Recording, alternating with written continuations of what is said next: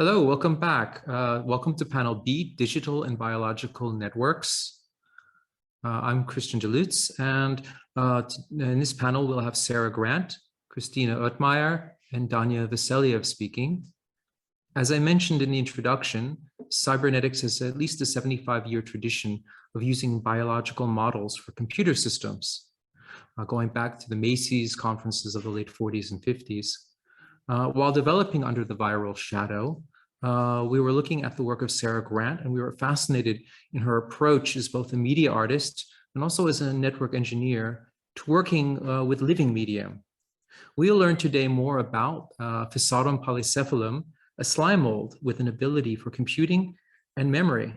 And after Sarah, Christina Ottmeyer, a biophysicist and biologist from the University of Bremen, will go into further detail.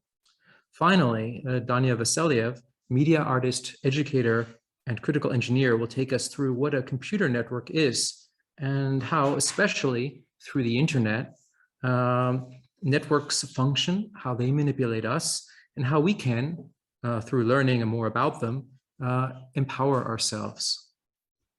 Sarah Grant is an American media artist and educator based in Berlin at the Weise 7 studio.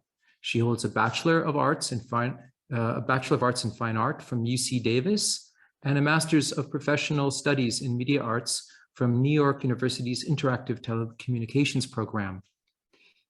She's a former research fellow at the Tow Center for Journalism at Columbia University, adjunct professor at NYU Polytechnic in digital media, and artist in residence at the I-Beam and Art and Technology Center. Her practice engages with the electromagnetic spectrum and telecommunication networks as artistic material, social habitat, and political landscape. With a focus on radio art and computer networking, she researches and develops open resource software artworks as educational tools and workshops that demystify computer networking and radio technology. Since 2015, she has organized the Radical Networks Conference in New York and Berlin, a community event and arts festival for social justice activations, critical investigations, and creative experiments in telecommunications. She's currently the visiting professor of new media at the Kunsthochschule Kassel and digital fellow at the Weizenbaum Institute in Berlin. Glad to introduce Sarah Grant. Thanks, Chris. So I'm going to share my screen so I have some images to reference what I'm talking about. So as Chris mentioned, I had this hybrid background of artist and also engineer, programmer, and I've worked, I basically have been studying networks in the context of the internet, but also mesh networks and peer-to-peer networks for the last decade or so.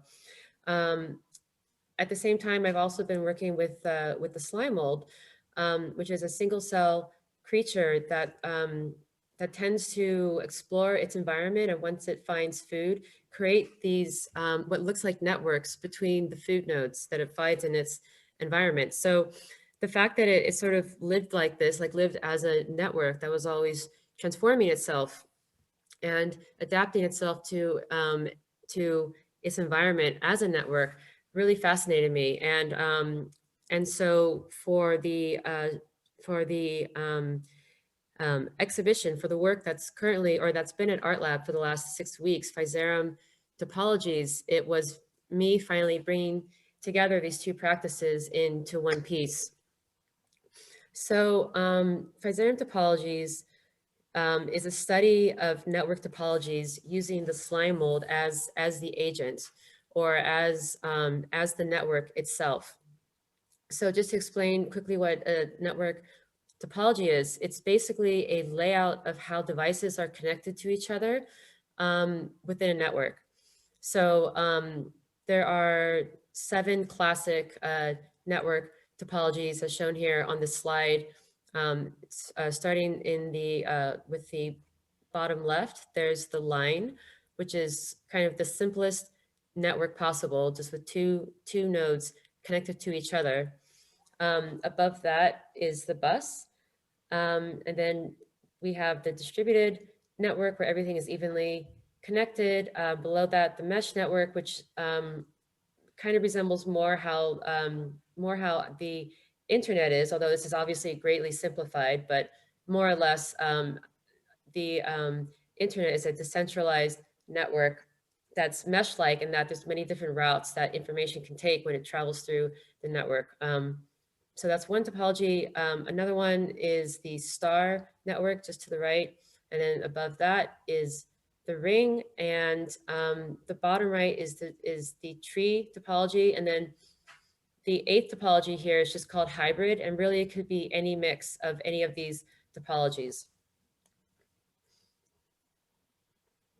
So for Frasarum topologies, what I did was built these 8 pedestals that were lit from underneath so that plexiglass boxes could sit on top, and we could see the slime molds with the light, you know, like when you approach the pedestal, there's a motion sensor that turns a light on from underneath, so you can really see how the slime mold is growing within its box.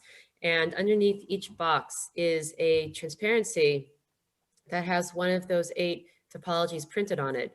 And the transparency was basically used as a guide for where to put down oat flakes. So in each topology, I am basically treating the nodes of the network. Well, I'm substituting those with food. And in the case of slime mold loves oat flakes. So we're using oat flakes here as computers and as nodes to be connected in any one of the 8 given topologies.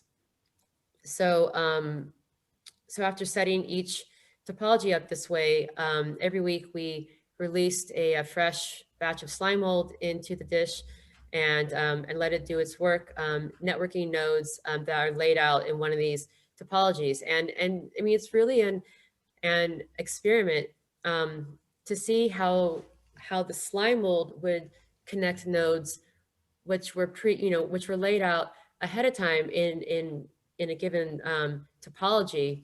But of course, like the slime mold is a living creature, so it's going to have its own way of navigating its environment and connecting these food sources with its body. So here's a close-up of one of those topologies. This is the star. So the star topology, just to give a bit of context, is probably the one that most of us are familiar with. This is the topology that's basically in our homes when we have a router. That would be the center of the star. And then, you know, our laptop, our phone, printer, devices that are on the network in our home would be the spokes that are connected to the router as the central point of connection and the gateway to the internet. So yeah, so anyway, in this slide, we can see the star topology and how the oats were laid out, one in the center and then 5 more on the ends of each spoke. And something else that I want to point out here is if you look, you'll see that it looks like it's kind of greenish. So slime mold is naturally yellow. Well, first of all, there are 900 kinds of slime molds, and they come in all different colors and textures and strange forms. But Frasarum polycephalum, which is the kind of slime mold I work with, is bright yellow. But it looks green here because additionally, I was also coloring some of the oat flakes with food dye, because when the slime mold ingests food that's been dyed, the color particles will also stream throughout its body, you know, through the network that it creates between the different food nodes. So I colored some of the oat flakes because I wanted a way to visually track how the slime mold was routing data, if you will, as food, as ingested oat flakes throughout its network body. So yeah, so, but of course, because, so in this case, the center oat flake was actually dyed blue, but because the slime mold is bright yellow, it becomes green. Here's a close-up of that. Something else that's interesting that I want to point out in this photo is you can see the green tubes, which are kind of like capillaries even. and then you can also see some that are transparent. And that's actually extracellular slime that the slime mold leaves behind. So when it's exploring its environment, trying to find food, trying to somehow figures out how to connect the different food nodes in its environment in the most efficient way possible. But before it does that, it first has to spread out and explore its environment. And to save itself from going to the same places twice, after it's been somewhere, it leaves behind this I can't say this word, extracellular slime trails, so that when it finds them again, it knows that it's been there and it won't go back into that same space. And some scientists actually refer to this as a kind of spatial memory, in that it helps the slime mold remember where it's been. I mean, of course, that's, it's a very abstract application of the term memory, but still, I mean, it does serve that function. It's another close-up of the of one of the connections that the slime mold made from the center to one of the outer oat flakes. And the thing that I also want to point out here is that this is a single cell. So the slime mold body can grow. I think I can get up to, I don't want to be wrong with this number, but I think I've heard 2 or 3 meters squared, which is pretty big. But in any case, the point is, no matter how large it grows, including when it meets other slime molds, it'll join into one giant cell. It's always one cell, which also fascinated me, that this single cell grows in this complex networked way. Just another slide of this actually, this slide is showing some experiments that I did prior to the exhibition when I was doing a residency at the Critical Media Lab in Basel, Switzerland. We wanted to see if slime molds could help us understand how resources could be shared within a housing co-op. So actually, I mean, it was another interesting experiment that sort of referenced this idea of networks and resource sharing. And yeah, anyway, so this is like a slide from that work, which was, which then led me to the work that has been on show at Art Lab for the last month. So the reason why I wanted to do this work is, I mean, one thing that I like to do often with my work is think about man-made systems, man-made technologies, and just think about with when you introduce, say, how to put, when you introduce when you bring nature into a man-made system, or in this case, the slime mold, being a natural organism that already grows in this networked way, and you bring into the paradigm of network topologies that we've created, I'm always curious to see if natural biological systems or organisms can help bring some insight into our man-made systems and technical concepts. So in the case of this piece, it really was a giant experiment of observation, because throughout the whole 6 weeks, there's also a webcam in each pedestal taking a still image every minute continuously for as long as the piece ran. So so even though the exhibition is now ending, in some ways my work begins after I have it back in the studio, because I want to look at all the footage that was captured and sort of just study, like, indeed, how the slime mold grew in these different topologies, and if there's any kind of insights that could be gained from that. So yeah, I mean, so that's something that I'm really looking forward to in the next few weeks, is to go back and sort of just go through all the image captures and just see if if there's anything to be found there. And I mean, I think that there most likely will be, but it's something that I can only speculate on for now. But I'm really, really excited for that part of this project.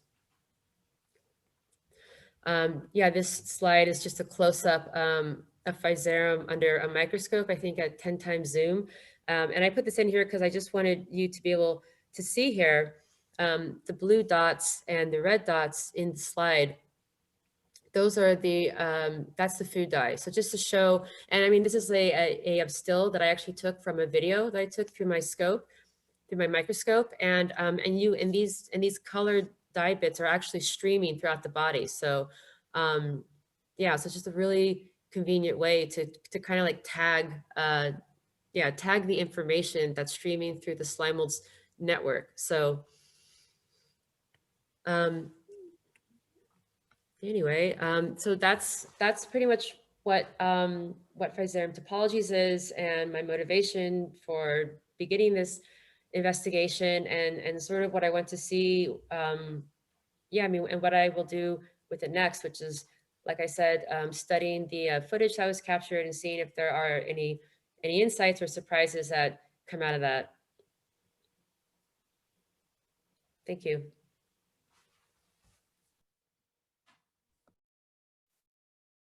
Okay, thank you very much.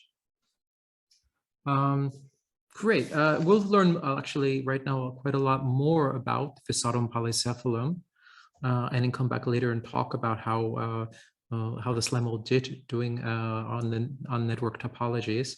But first, Christina Ottmeyer is going to speak. She's currently a postdoc at the University of Münster, where she researches mitochondria. She obtained her PhD at the Institute of Biophysics of the University of Bremen, Germany. A biologist by training, she has a degree in marine biogeochemistry from GeoMar, Helmholtz Center for Ocean Research in Kiel, Germany. Her research includes slime molds, cell biology, light and electron microscopy, and investigating mechanisms of amoeboid motility.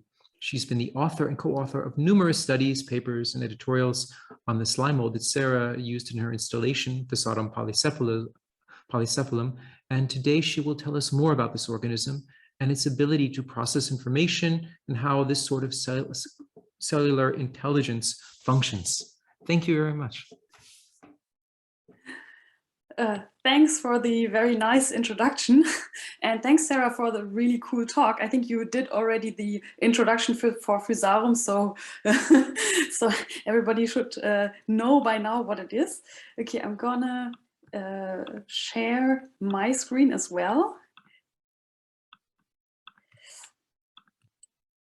Okay, so that's the title for my talk, Integrated Biology and Biological Physics of Frasarum polycephalum, and with a question mark, mixer cognition, because that's what kind of interests me at the moment. That's the research question I want to address. Okay, first of all, they did a really cool documentary called The Great British Year, and in one episode, the slime mold is also featured.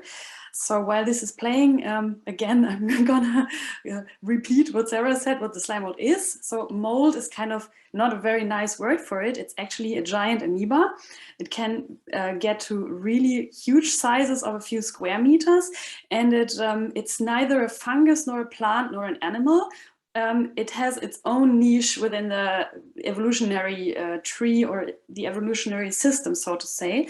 It fulfills much the role of a fungus, so it lives on dead organic matter. Here comes one of my favorite scenes where it crawls over like a dead stick, dead wood, and it incorporates all the organic matter.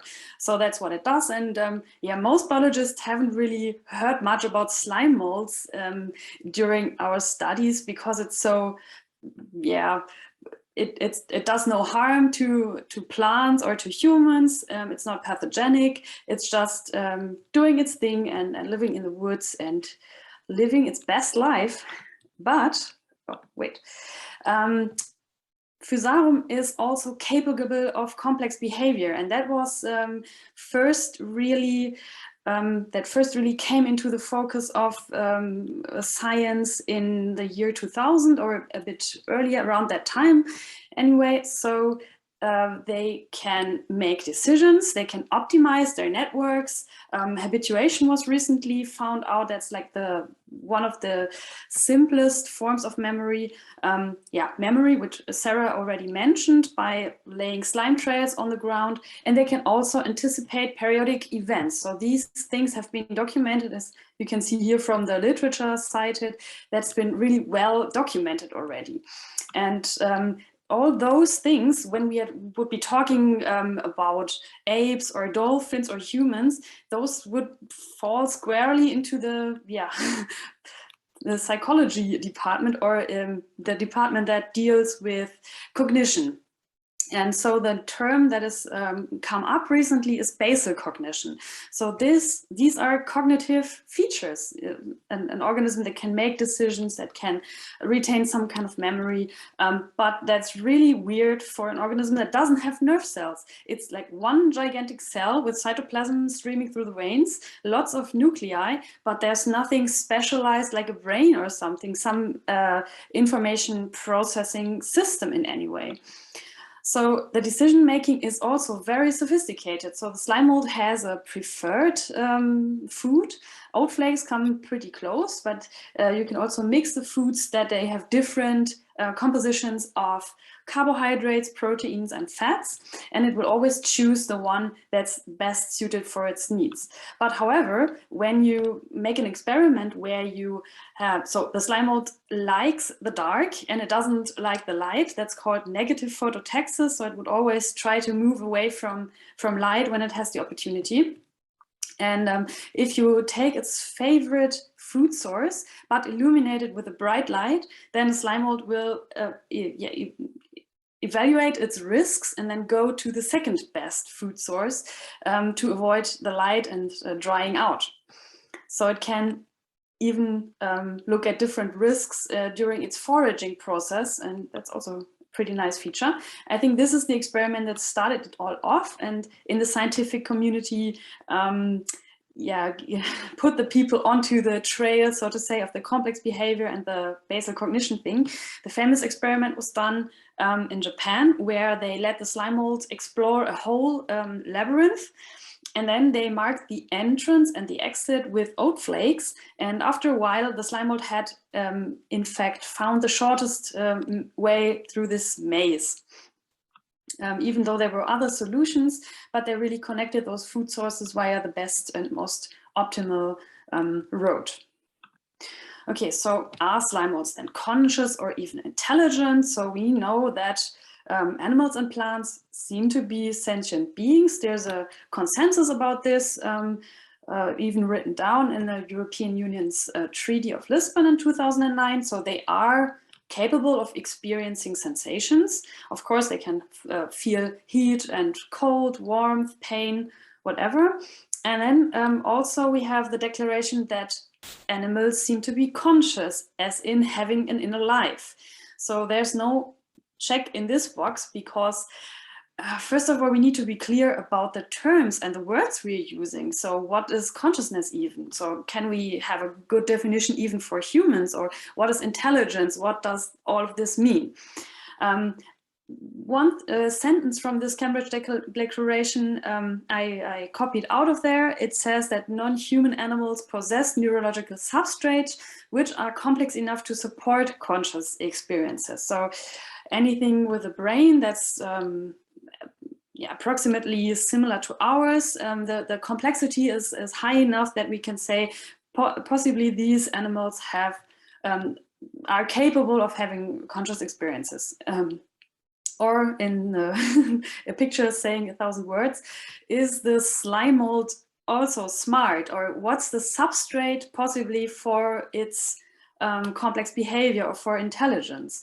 So if it's not neurons, then maybe what else could it be? So on the to-do list of scientists investigating those matters, first of all, there would be to find a definition of cognition, intelligence, and consciousness that's universal, that's not only applied to humans. So classically, intelligence research has been exclusively focused on humans. So we need to find different terms for that. Then we need to investigate more the perceptual abilities, for example, chemotaxis or phototaxis or whatever, all the different inputs that a slime mold could possibly compute. Then to investigate the non-neural substrate, well, if we say that the brain is the basis for all of our thoughts and consciousness and intelligence, then probably we could find some similar structures within the slime mold or even other very, simple animals or simple life forms, which kind of substrate for information processing they could possibly possess. And then I think the hardest of all would be to design experiments to measure consciousness.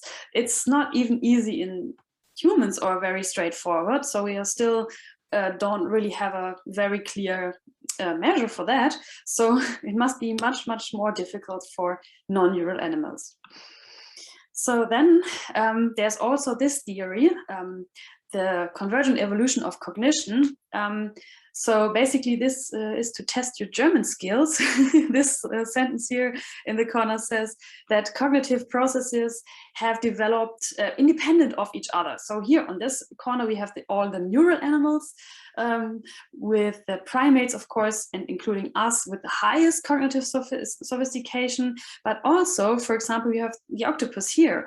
And the thing is that the intelligence of octopi and humans has evolved apart from each other. So the basis of those structures are not the same.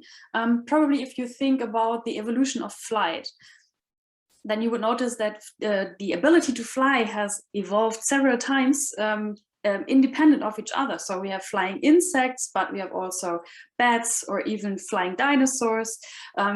Lots of creatures have managed to fly, and the mechanisms in, for example, birds and insects are not at all the same. Also, we have here the intelligence of swarming insects or even of bees, which is also not to be neglected. But what they all have in common is that they have brains or even very simple neurons that do those functions, that do those computings. And here is the idea that maybe slime molds or other simple amoeba have some other way to do this information processing, some other substrate, and their form of cognition, although it's not as highly developed maybe as that of other animals, is still there, but it's based on something else entirely. So if we have here the brain and the neurons as the subunits for information processing, then maybe in the slime mold, something else could do this information processing, some other substrate. And for that, you have to look very closely at the slime mold, at its ultrastructure and all the mechanisms that it can do. I'm going to spare you that part because it's really a lot. But the main idea behind that is that you have the veins of the slime mold, and cytoplasm is constantly and rhythmically pumped through those veins. This can be translated to this fluidic circuit. So you have a pump, you have different resistances, and that this is a simple fluidic circuit. It's like a circuit that isn't based on wires and electrons that are flowing through it, but it's the fluidic equivalent to that. So what do I mean by that? This is the idea, fluidic information processing. So here in this video, you can see veins always contracting and dilating. That's a pretty high magnification video. So you can see here the cytoplasm streaming through the veins, and it's in a very rhythmic fashion. It's not chaotic or random, but it's very ordered. And it is all due to the actin filaments that are wound helically around those veins, and they can contract or dilate. So the slime mold has a control over the diameter of those veins. It's a bit like the blood flowing through our vein system, where also the veins can contract or dilate. And here you see the flow pattern measured in two parts of the slime mold. Here in the blue area, this in the back of the slime mold, so it's gonna migrate towards the red area, and you see that it's very much a regular oscillation with one fixed frequency. You have a little delay, a phase delay of the wave that propagates through the slime mold. And if a physicist sees something regular and wave-shaped like this, it's always the idea that maybe this oscillation in itself contains some kind of information. But fluidics is really hard to compute and it's really hard to understand. There's a lot of nonlinearities in it. So I thought of maybe making it a little bit simpler by employing the electronic hydraulic analogy, so-called one. So you have here the situation as it would be in the slime mold. You have a vein and then some cytoplasm can flow through it with little resistance. But if this contracts here locally, then you have more resistance and less flow can go through this. In the same way, the veins are elastic. So the walls can give way when a pressure wave goes in there. And this functions much like a capacitor where the two plates store electric charge. And also this vein is equivalent to a resistor in an electric circuit. And from that, we can construct this this electrical circuit. And then we can really easily model it because that's, now we can just employ a software and just draw the circuits with here a voltage source, which is equivalent to the pressure going through the veins. And then the electron flow is equivalent to the volumetric flow rate. And from that, you can pretty much easily compute a circuit that has the same properties as the real slime mold, because none of those values are made up. They are all measured from the experiment. Here, that's the capacitance from the veins that can dilate. Okay, so I probably not go into much more details on this. It's really a lot of physics, and I was told not to use too much physics. But anyway, this model can also be used to, for example, measure some features of the slime mold that you can really see in reality. And I picked out one of those. So here, a model for chemotaxis. As I said already, the slime mold can perceive substrates or chemicals in its vicinity, glucose, for example, from food sources, but also repellents, which it doesn't like. And you can, with those circuits, where you have here again the pressure source, so like a alternating current flowing through the circuit, some resistors and the capacitors, which account for the elastic walls. And now we just change the elasticity gradients or the properties of this capacitor. And then the theory is when a chemoattractant meets a receptor here on the front, then the value of this capacitor will change. So now it has a higher capacitance, meaning this gets softer, this whole thing. And even though this was perfectly symmetrical in the beginning, as soon as the slime mold perceives this chemoattractant, it gets softer locally at the front, and suddenly the cytoplasm can flow to the left. And here this is like the outcome of the simulation. You see the current is equivalent to a volumetric flow rate, and you see in the back there's very little flow, whereas towards the front there's a lot of flow. So lots of cytoplasm moves towards that side, and the slime mold can move towards the left. Yeah, that's what you can also see. I think this is an image we took at the workshop that was given by Heather Barnett in New York in 2015, and we did some decision-making experiments with the slime mold. So here it has some oat flakes, and it's supposed to decide if it goes left or right. And I used that for showing what I mean by chemotaxis. So here it has a stiffer back and a softer front, and that enables it to go forward. So we are always trying to find out the mechanisms behind what we see, what kind of behavior the slime mold shows. And here again is a very pretty movie. So first of all, I talked about the local oscillators, but without going into too much detail, the phase differences I showed you in the beginning at the fluidic computation slide means that the wave is not simultaneous in all parts of the whole network. So this is now a bigger slime mold. It's a few centimeters in diameter. And we made here in color the changes between the phase differences visible, which means we see that the slime mold has different spatial temporal patterns, for example, spiral waves or waves traveling over the whole network, which is just due to the dilation and contraction of those veins.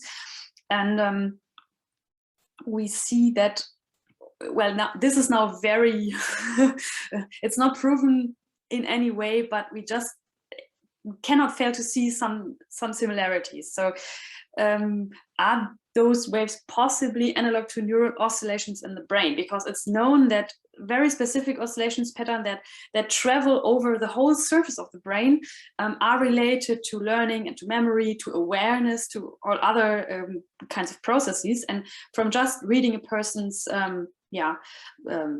brain waves, we can kind of say what kind of state of consciousness they are in. So this is by no means am I saying that this is the same. So these are not brain waves. You don't see the slime mold thinking, but it's just like with the parallel evolution of, for example, flying or consciousness, you see similar pattern, and this could be the substrate on how it works. So how the slime mold propagates information, retains information, and computes new output of behavior. Okay, so this brings me to my last slide. This is basically the idea that I'm following through with. And as I said before on the to-do slide, we still need so much more experiments. But first of all, we have to be very sure, what does the slime mold have?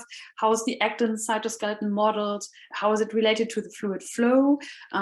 What are the local elasticities in different points, and so on? And from that, this is, so to say, the substrate. So this, what you're looking at, is kind of a nerve cell or a cluster of nerve cells, in a way, and this is termed a lumped parameter model. And from this, we can basically go on to, okay, these features in the slime mold enable it to process information, and maybe this could be the basis for basal cognition. So the information processing in the slime mold seems to be based on fluidic computation. It does not need a brain. It does not need brain cells. It gets along fine without. Okay, thank you very much. Thank you very much, Christina. Wow, it was really fascinating, and we'll have a lot of material for our discussion in a bit. But first, I want to go over to Dania, who is going to be the final panelist in this panel. Dania Vasilyev is a media artist, critical engineer, and educator, born in St. Petersburg, currently living and working in Berlin. Vasilyev studies systems and networks through interdisciplinary experimentation with hardware, firmware, and software. Using computational systems, he engages in the examination and exploitation of system and network paradigms in both physical and digital realms, network and security, software OS modification, hardware re-engineering, digital forensics, since 1999, Vasilyev has been involved in computer technology events and media art exhibitions and seminars around the world. He's received a number of awards and mentioned at Ars Electronica, Japan Media Art Festival, and the Transmediale, among others. In 2011, together with his colleagues Julian Oliver and Gordon Savchich, Dania Vasilyev co-authored the Critical Engineering Manifesto, and together with them and with Sarah Grant, Banks Solin, and others, he runs the media collective and project space Visa 7 in Berlin. Thank you. Thanks, Chris. Well, I guess my contribution today to this panel will be more of a technical kind.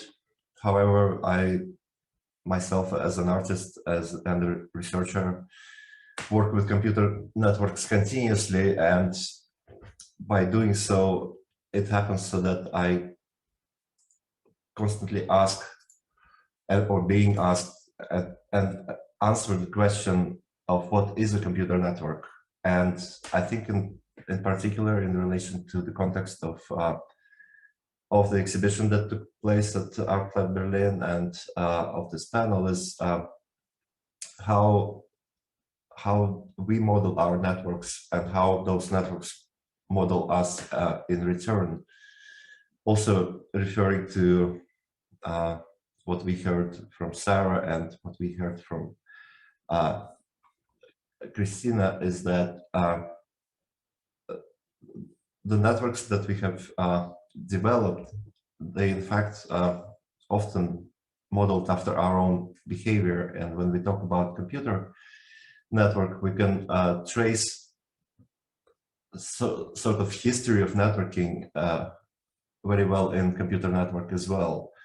because obviously computer network and digital networks are far not the first networks we have come up with as a society, and it obviously in most cases the reason for creating a network is communication, right? However, with the case of computer network, things got really complicated. For instance, if you compare smoke signals or even a postal system, right? We can understand those systems or those ways of communicating rather easily. It's very, if you will, didactic, sort of self-explanatory system that you can easily observe. With computer networking, it becomes harder and harder to observe the network and the processes that take place and coordinate our communication. And because of that, computer networks and the way they work becomes very opaque. And questions, especially when it comes to what is the internet and how the internet works, in my experience of working with the networks and with the people using networks and basically like interfacing one to another, networks to people and people to networks, I realized that there is a lot of confusion as to what computer networks and in particular the internet is. You could say that it is a vital yet deeply misunderstood infrastructure upon which we all increasingly depend. And that starts to sound rather concerning to me when we depend on a system which we created ourselves, yet we sort of lost track of what the system is and what kind of sort of effects such a system that sort of, you could almost say, has a life of its own can have on us as a humankind. Of course, it is connecting the world, and I will show some very assuming slides. Though nevertheless, these slides, they reflect very well what general sort of assumption of the internet is, that you can like plug yourself in, right? Or that internet is a series of tubes and it's somewhere under the ground, and you can like open the tap and the internet will start flowing. On another interpretation of the internet is a very corporate view of the network, when and in that case, network sort of transforms from being sort of a human's instrument into a corporate instrument, into business instrument, and very much shaped in that way, right? We can think of very abstractly about being connected through the internet in such a way, right? Which is quite ridiculous, in fact, but very, very often, or at least like many sort of IT publications, just used to use this picture, which I find extremely annoying. Many people think of the network in terms of really powerful alternate realities, such as the Matrix, for instance. And this is a computer simulation of a network, not necessarily even a computer network, but a rather complex network, and that's how many scientists sort of visualize a networking environment. And because of all these sort of confusion and multiplicity of renderings that the network can have, to answer the question, where am I on the internet, is at times very problematic. Because you could say that you're on the internet, let's say, your place on the internet would be in a data center of Facebook, like on this slide, for instance, here. Or you could say that you're somewhere there in the outer space of the internet, in the constellation of your home network, homeland, for instance, right? Which is again very abstract and practically does not give one a clue how this could be addressed, or what happens when you want to send information from your computer to another computer. How does it actually happen? And the way of understanding that is to try to deconstruct what the network is. And if you will, the analogy to that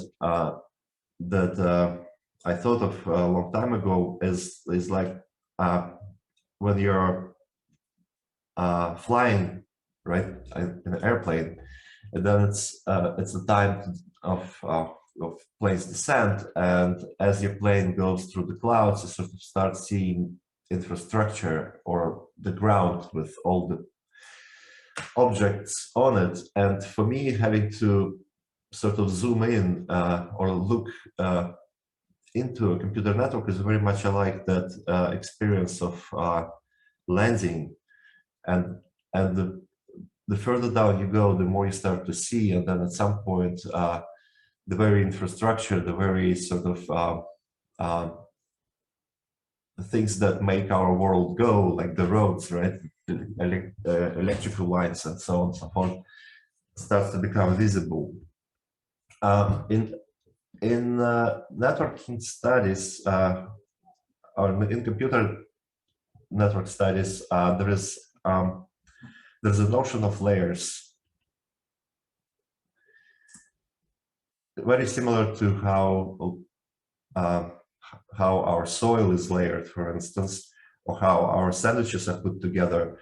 Computer networks as well have several distinct layers. Like in an example of this sandwich, for instance, you have a bun at the very bottom, right?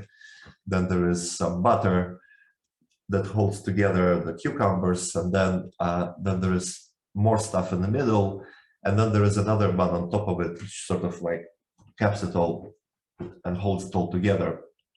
In computer networking, there are very similar layers to the sandwich, yet they are called in a very particular way. And for me, it's logical to look at this diagram from bottom up, where physical actually refers to the lowest layer of the network, which is the physical infrastructure itself, be that fiberglass, copper pair, radio waves, anything that is that is capable of transferring information, be that electrical signal, radiomagnetic waves, or flashes of light. So physical layer in that regard is something that you can actually touch, something that you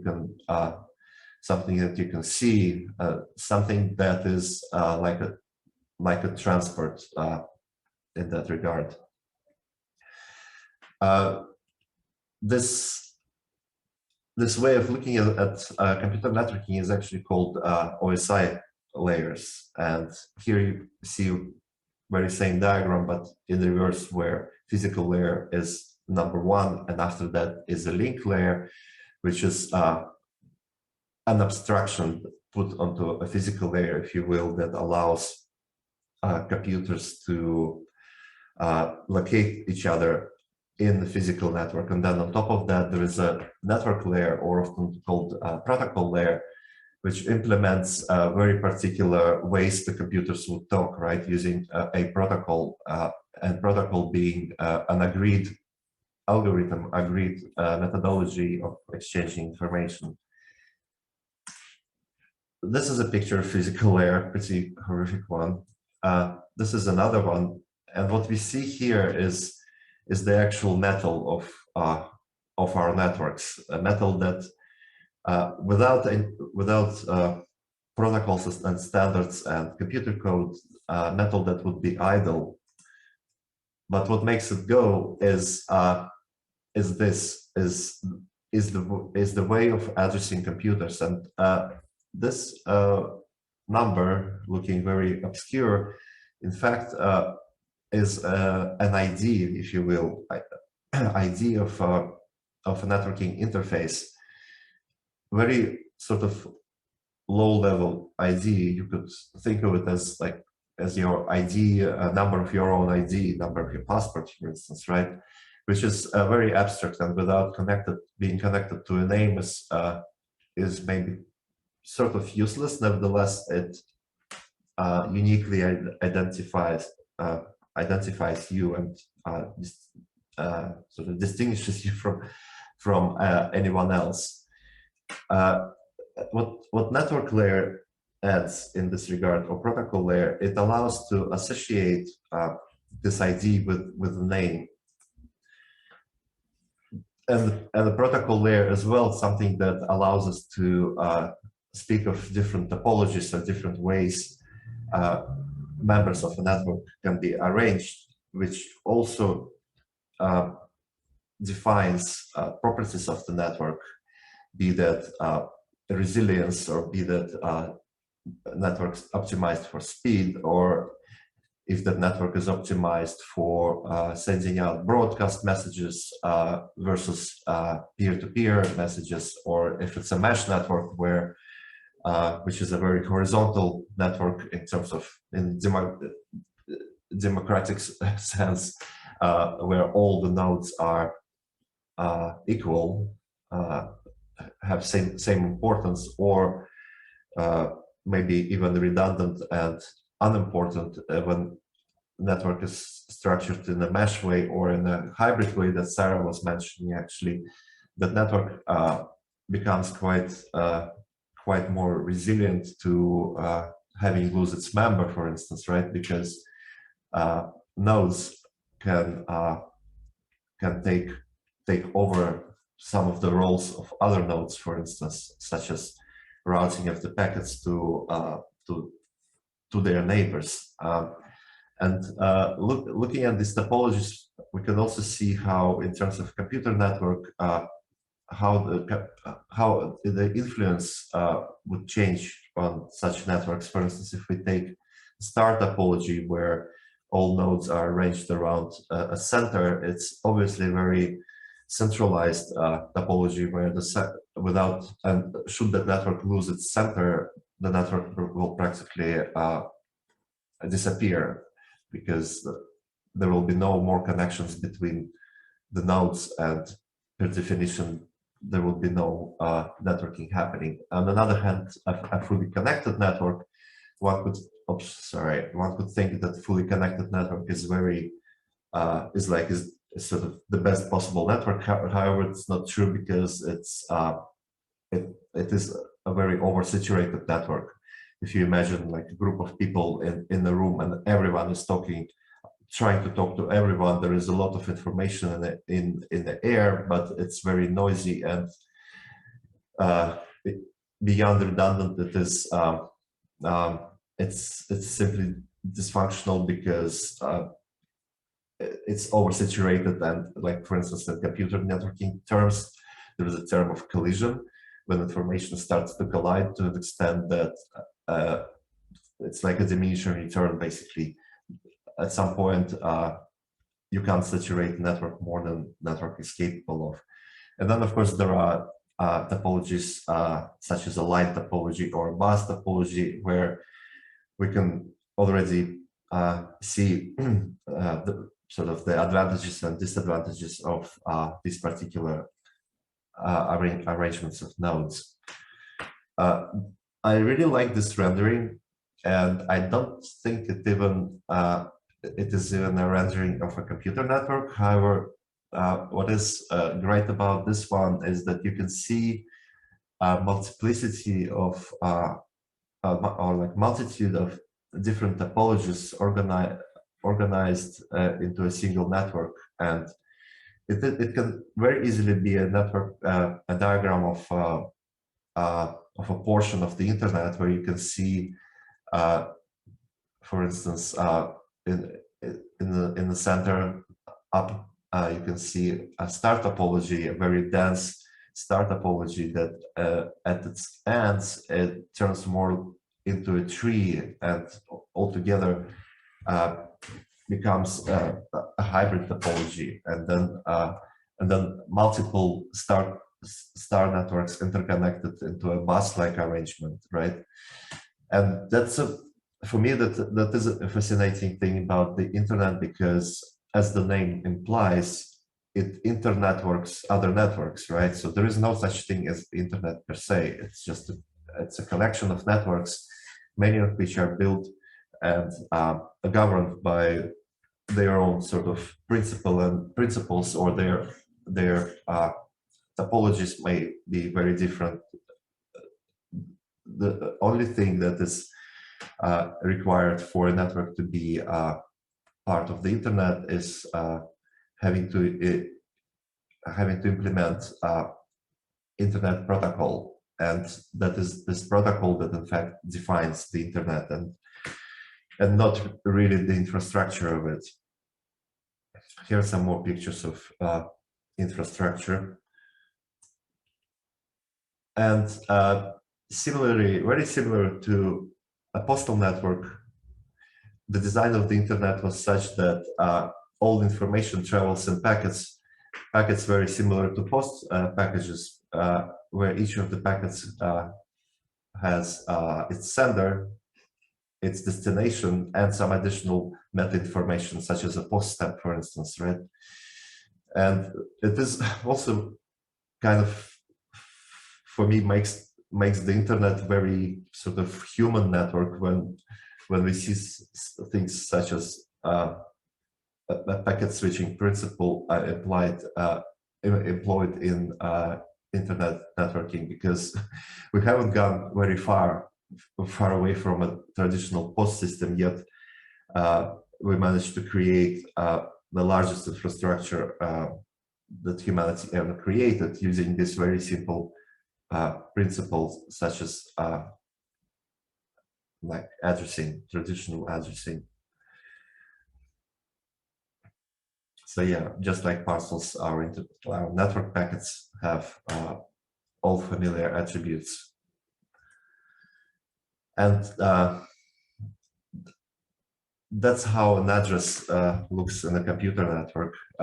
This series of numbers are called internet addresses, and they are arranged or created in a very particular way, a very computable way, let's say, when routers can very quickly operate with these numbers and allow packets to travel the directions they were destined to go. That's how a typical human network of computers looks like. And having learned about topologies already, we can see that it is type of like a star topology, where the router is in the middle, which makes the router to be the main actor on the network, and then connected with the modem, this local area network can be connected to the internet. So yeah, when we speak of local area networks, it can mean that that network is just local and isolated, or if that network be connected to the internet, it means that there is a router that participates in both networks, your local network and the bigger network, such as the internet, for instance. And I would wrap up with that. Thank you very much, Tanya. Yeah, I guess we will go into some questions. Maybe I'll start off with a few. Maybe start with Sarah and this idea of an ideal network as on the topologies, and then the kind of complexity that happens when you put it into work.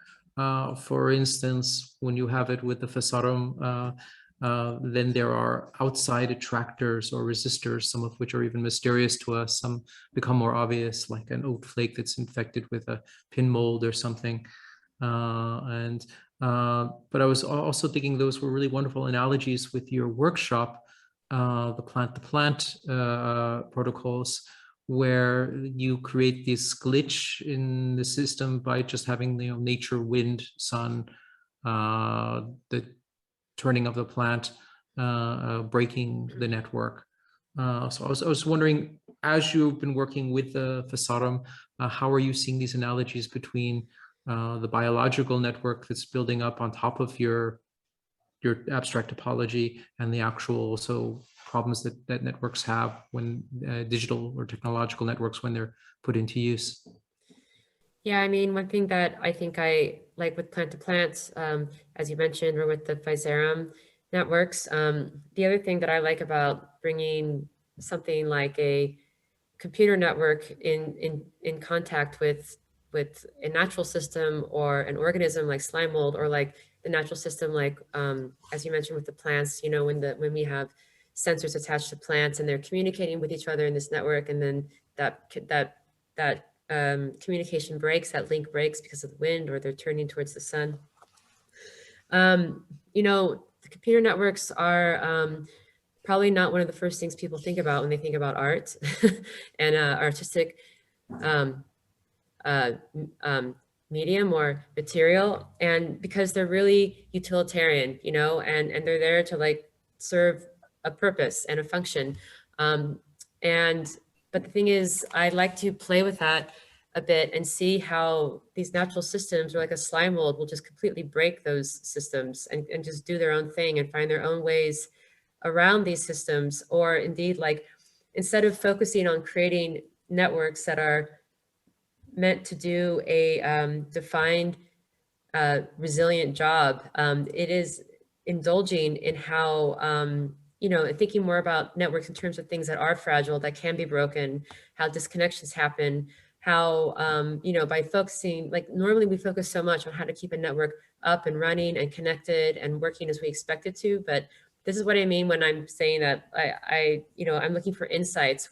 When I review all the image capture from the exhibition for the last 6 weeks, I want to study how the slime mold sort of broke these topologies, and just see if there are any insights that can come from this, because we're so busy focused on keeping networks running and functional and connected. You know, we forget to look at the other side of that, and nature does that for us so wonderfully, you know, like the slime mold, you know, or the network, or glitches in data being introduced in the plant-to-plant network, because the plants are moving in their own way. So I don't know if that answered the question, but that's definitely sort of like my inspiration,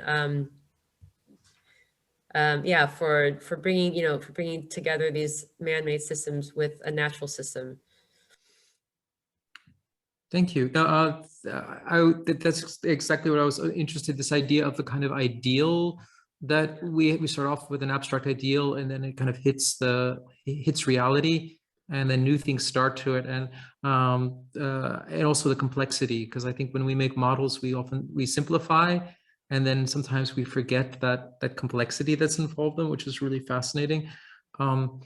Really also, to bring in Christina, I'm sure can say a lot about that, about this kind of surprising complexity. But I was also intrigued with this whole idea of making definition. For instance, you're talking about intelligence and cognition and consciousness and all these defining, and even the defining, it comes from a tradition that itself is kind of situated. You know, you have, in the 19th century and early 20th century, had this idea of evolution as this tree where we progressed and humans were on the top.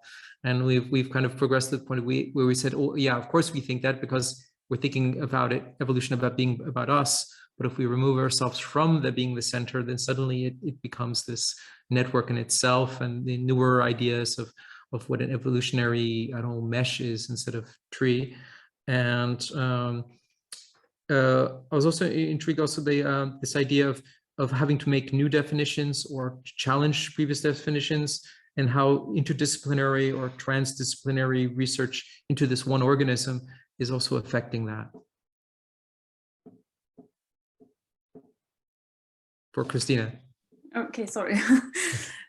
You mean how the question was how the research, if it's focused on just Frasarum, influences our thinking about, or the definition making?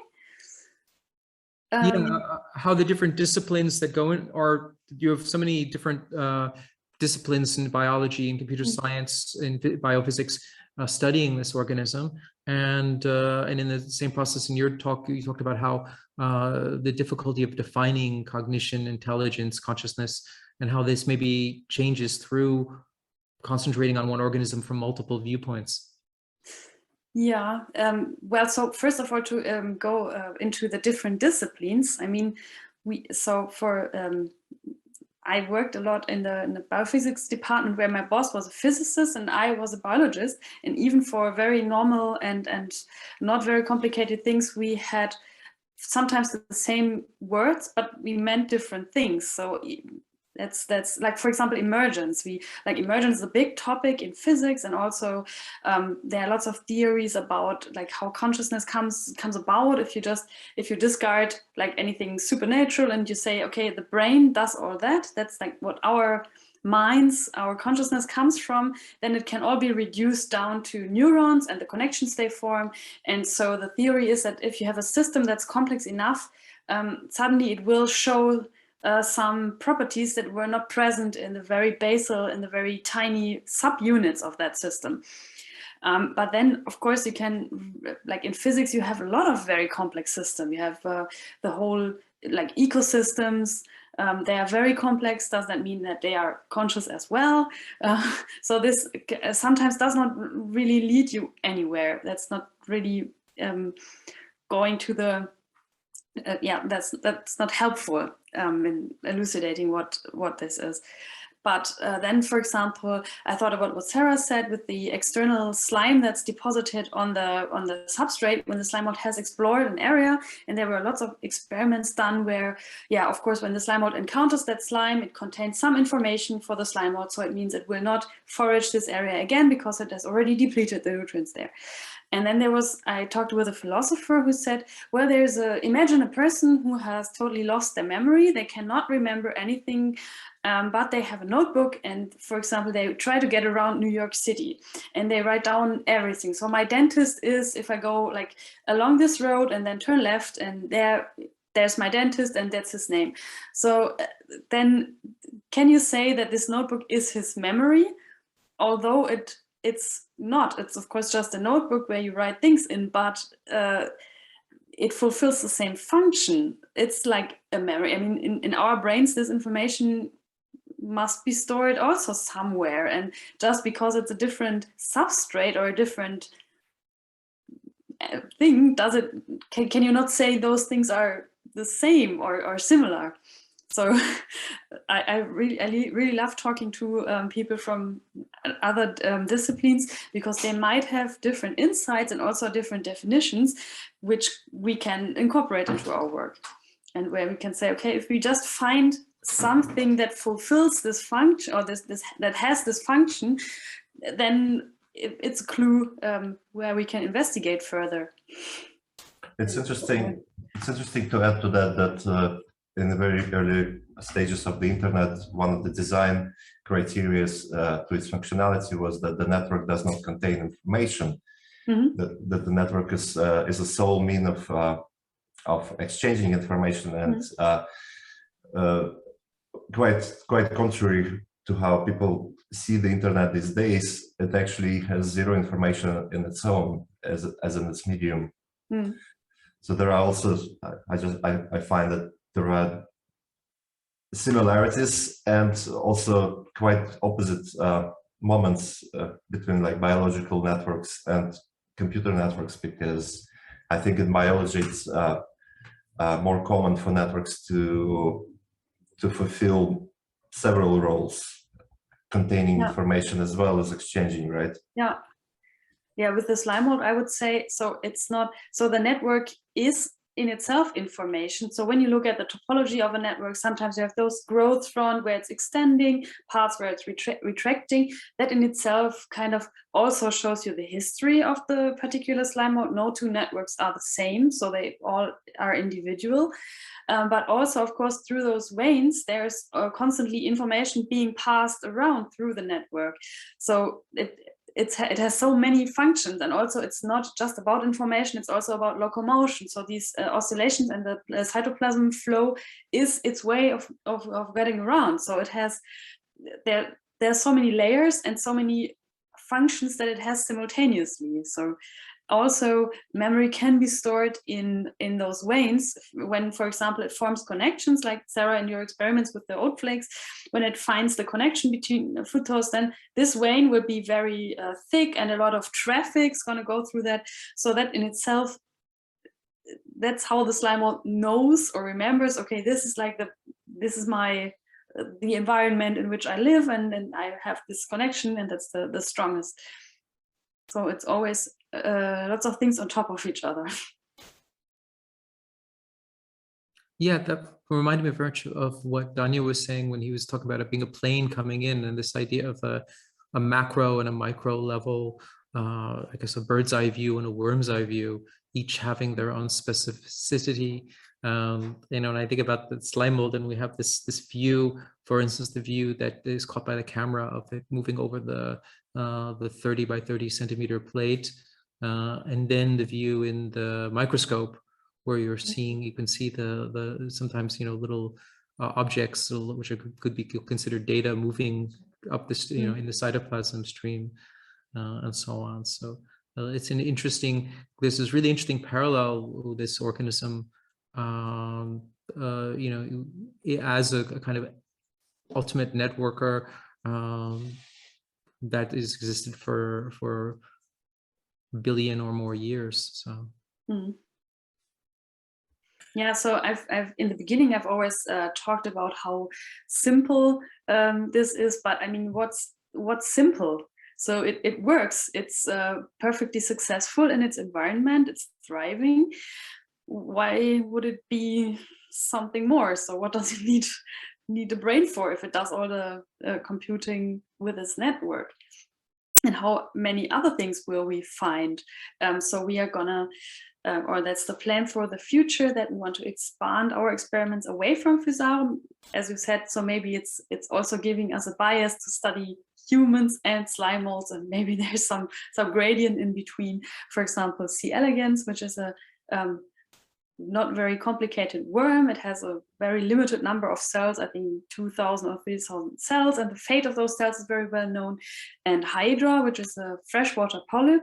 Yeah, we want to kind of see if we see parallels in the mechanisms between slime molds and all those other yeah, simple organisms, how they, I keep saying simple, but there's no really no other word that comes to mind, but how those organisms that lack centralized organs get around, and how they perceive their world, and how they compute yeah, information and adjust their behavior accordingly. And I think we're gonna, so the word brain-centric has been used in the basal cognition field a lot, and it's a bit of, yeah, it's been used in a way, so you are thinking too brain-centric. Think now more network-centric, or I don't know, to get away from that. No, I know that also with for instance, plant intelligence has also been a theme back and forth.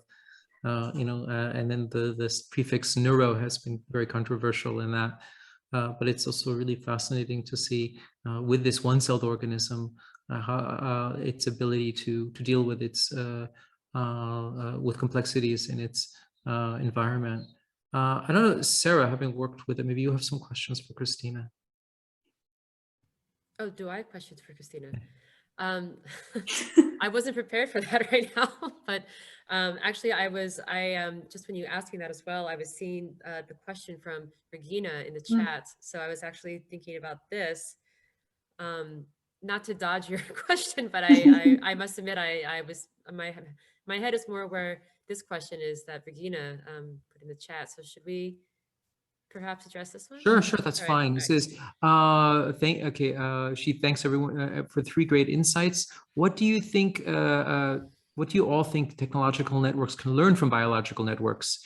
Isn't the digital network, electricity, machines, etc., in comparison limited in comparison with biological networks? Yeah, I mean, I can, I guess, say something about that first. I mean, as far as what do I think technological networks can learn from biological networks, I mean, that's kind of like what I've been saying, you know, throughout the panel is I mean, those were some of the things I hope to actually learn by reviewing all of the footage that was captured, since obviously I wasn't there every day around the clock staring at the slime molds. But I mean, the thing is that a computer network, you know, I mean, okay, some people can and do argue that the internet it exhibits all kinds of emergent behavior, and it's been asked if it could ever, you know, if it could even take on a life of its own. Like, it's a question people like to speculate about with the internet. So maybe some people would consider it as a kind of organism itself. However, it's not really, you know, and that is one big difference between a slime mold network and, you know, a computer network, is that the slime mold is adapting continuously and reacting to its environment and transforming itself in ways that computer networks don't really do. I mean, perhaps there is some sophisticated behavior that's been built into networks to make them more resilient. But still, it's not really the first thing people think about, I don't think, when they think about computer networks. And that's kind of something that I'm interested in investigating, is actually carrying over some of these adaptive behaviors to computer networks. So basically, putting the slime mold in my human network, seeing how it behaves in that network, and then borrowing some of that behavior back into, so like a feedback loop, back into the human network. So, I mean, absolutely, the digital network is limited compared to a biological network, for sure. But that's what I mean. I mean, that's one thing that interests me, is like, it is indeed, like, given that biological networks are more rich just alone in the fact that they have a behavior to them, you know. And I find it, to me, it's interesting to see if behaviors could be introduced back into computer networks. And it's not that I have any sort of like big problem I'm trying to solve. It's purely from an experimental point of view, just to play with that. Well, I think that to add to what Sarah was saying, I think it's worth to consider internet a symbiotic system, where the symbiosis actually happens with the users, with the people who create the internet, because by itself it's a mere infrastructure without much logic and without any driving force, right? Such as driving force in slime molds, in your example, for instance, its own existence and its own sort of proliferation, right, and continuation of its life. And speaking of someone's fantasy of internet taking life of its own, would be meaningless at least, because as a mechanical structure, there would be no sort of intent, right, or no reason for it to develop by itself. And I think as with as with many systems, we cannot really sort of consider internet without its users. And in that regard, of course, we can speak of the internet as of a living system when people are involved with it. So I wouldn't isolate those two, I guess. Yeah, I think that's a really good point that you made, Danya, because the like biological networks and slime mold in particular, it's a question of life or death. So if the network doesn't work properly, then it's the end of the organism. So it's kind of much more, a digital network does not have a sense of self-preservation. It can, some branches can die out, or the whole network can crash. And also with artificial intelligences, the network itself, it's not embodied. It doesn't have any, it's not really invested in anything. But the biological slime network has to work, otherwise it will die. So that's probably the biggest difference. And also, I think yeah, biological systems have had millions of years of uninterrupted evolution since the very first cell came into existence.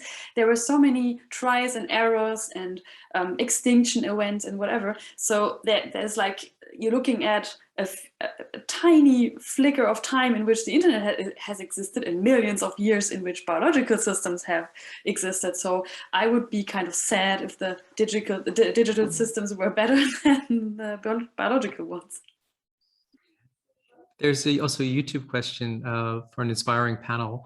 An expected question here. How would you define the role of art in exposing the emergent qualities of the biological systems and what we can learn from them? Well, I can say something about that quickly, because I actually was going to say earlier in some other comment I was making that one of the things that's nice about being an artist working with these systems is that you kind of have license to really misuse it. and I mean, I think that's always one of the roles of art, is the fact that, you know, in the name of art, you do have license to, I mean, to really F a system up, for example. You know, I mean, I mean, like the things that that we do in the studio with mobile networks and wireless networks, and the thing I'm doing with slime molds and networks, you know, it would horrify proper engineers. So, I mean, in any case, I mean, I think that that is one of the great things about having a foot very much deeply in technology and these systems, and also in art, is that you are in this unique place where, okay, like, you know, like me and Danya, like we're very, like we study these technologies, like it's not like we don't understand them, we do, but because we are also artists, you know, we feel free to really take them apart and do things you're not supposed to do with them. And that's where you get insights, you know, when you use something in a way it's not normally used, you know. I mean, of course, if you use something the same way again and again, that's, you know, then why would it ever change, or at least change so much? But so anyway, yeah, I think that's the role of art, is just taking that license to use something 100 other different ways, you know. Yeah, like sticking networks onto plants and see what happens. Yeah. Yeah, also, for example, we, as scientists, you can never, so the question is of, is it pretty or does it look good? So that's, to see our experiment in that kind of way is usually not something we do. But that also, I don't know, I think that's the sense of aesthetics, or of like looking at something and it's pleasurable just because it's, yeah, looking good or it's pretty or so, that, yeah, that's sometimes lacking, I think, from yeah, pure biological or physical experimentation. That's not a criterion. And for art, you can of course do that. You do it because it's great, it's looking good, it's somehow, yeah, appealing to us. So, and that brings me sometimes to think that maybe you have a different perspective on things, and that can also help science to ask different questions, which we usually are trained not to ask because we want to stay scientifically rigid and within our lane, so to say. But input from the outside, especially when, yeah, we see that we've touched now so many points about networks, about just like the biological function, but also everything else. And yeah, therefore, that's, I would say, referring back to the question, yeah, I think art plays a big role in shedding more light on those emergent properties. Because I think similarly to engineering, in biology, for instance, one can find beauty in observing a wonderfully functioning system, right? Be that again biological system or mechanical system or software system, like something that does its thing well can look beautiful. Yeah, Maybe Oh, I Please. just want to say really quickly, the other thing that that I think, you know, art and in general does really well, especially in the context of some of the things that we're doing in our studio here with networking technology, is that it actually creates a visual language that helps people understand otherwise complex technical topics or political issues, which is often the case with our work here. It's touching on these issues as well, and I think that's something that, I mean, I know that me and Danya and everyone in our studio strives for, is to indeed, you know, open up like a channel, like an understandable channel between the people that look at our work and the systems we're trying to expose or explain. So I think that's another important role of art. Which is in its own role, a type of networking. Yeah, I think, okay, what I see in sciences, there's this preference for or special attention given to, you could say, the micro. The smaller biologists will quote into chemistry and chemists will quote into physics, getting smaller and smaller. And art tends to balance that with maybe humanity's view of getting the overall picture, the bird's eye view, which of course isn't nearly as precise, but it offers another parallel. I think hybrid arts, when you have artists going into laboratories and working in, you know, in workshops, that they are, you know, they kind of have to do both. They have to actually hands-on, you know, make the practical work, get their hands wet. At the same time, they're trying to balance these multiple viewpoints, and that it makes a really possibility of making a visual language to explain it to wider communities, but also to build bridges between disciplines. I was interested from a really practical curatorial point of view, having worked with Heather and now with Sarah. In both cases, the installations were made every week and really were installed for 4 or 5 days at a time.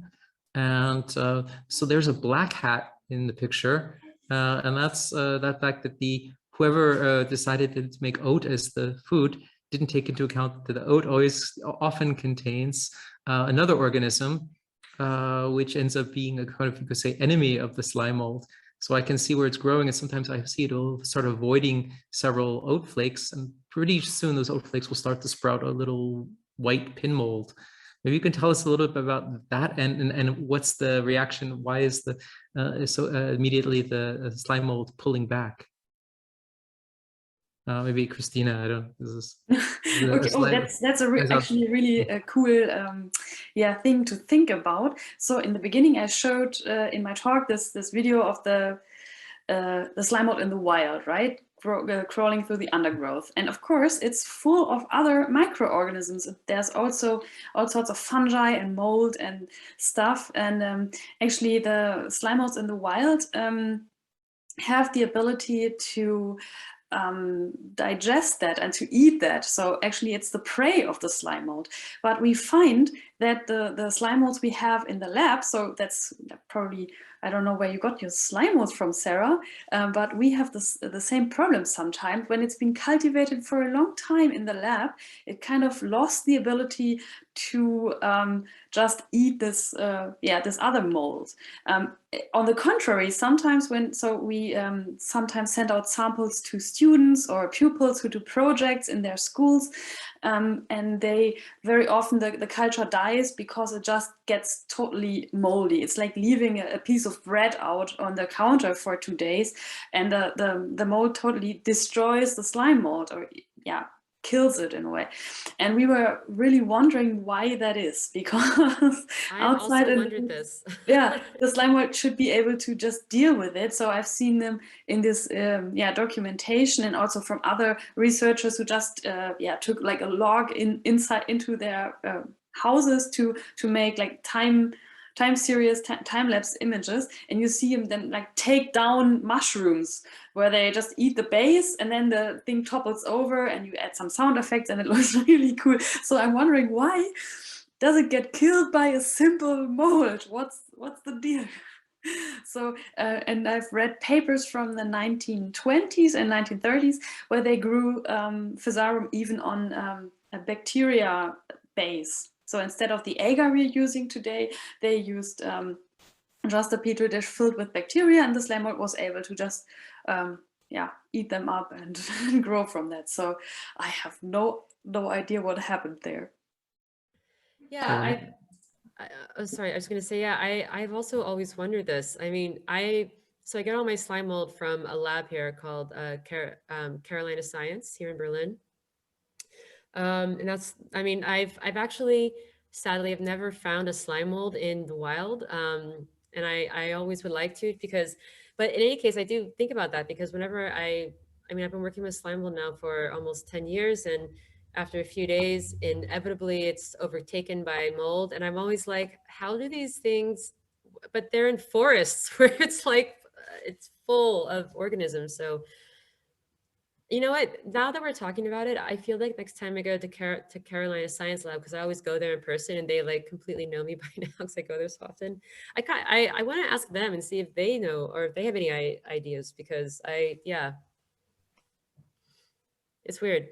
I don't get it. I guess the curse of domestication, and maybe not directly an immune problem, but it's lost the kind of immunity to other creatures. Yeah, so the story about the Frasarum from Carolina Biotech, so a lot of labs also get their material from them, is that it kind of the provenance is lost a bit. So I'm not sure if they even know where it's actually from. Somewhere in somewhere in North America. That's the most precise you get. There's a researcher in Austria who looks at slime mold that's local there. It's not Frasarum, it's some other species, and it grows on corn plants. And there it can even be used to help those corn plants defeat some kind of mold that infects them. So because the slime mold is not going into the plant material on which it grows, if it's a healthy plant, then the slime mold will just stay on the surface and is supposed to remove and to eat all the other fungus that's on top of that, some kind of rot or whatever. So I'm kind of thinking about probably switching to those wild slime molds also. But the good thing is that the Frasarum is so used to the lab conditions, so we can now make totally, almost synthetic media where we just weigh in all kinds of vitamins, glucose, proteins, fatty acids, and so on. We can control very tightly what the slime mold has as nutrients. That's very important for some experiments where we test the preference, for example, for certain foods, because oat flakes, depending on what brand you use, there can be all kinds of contents, and they vary even between the batches that you use.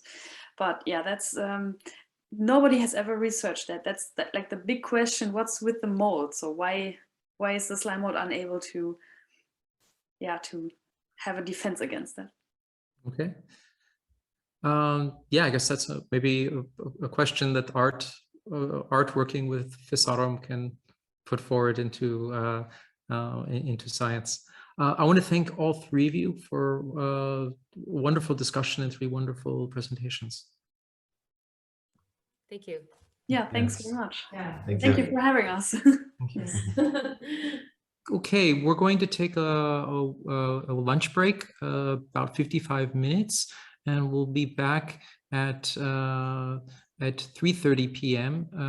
Berlin time for the keynote with Roberta Buiani.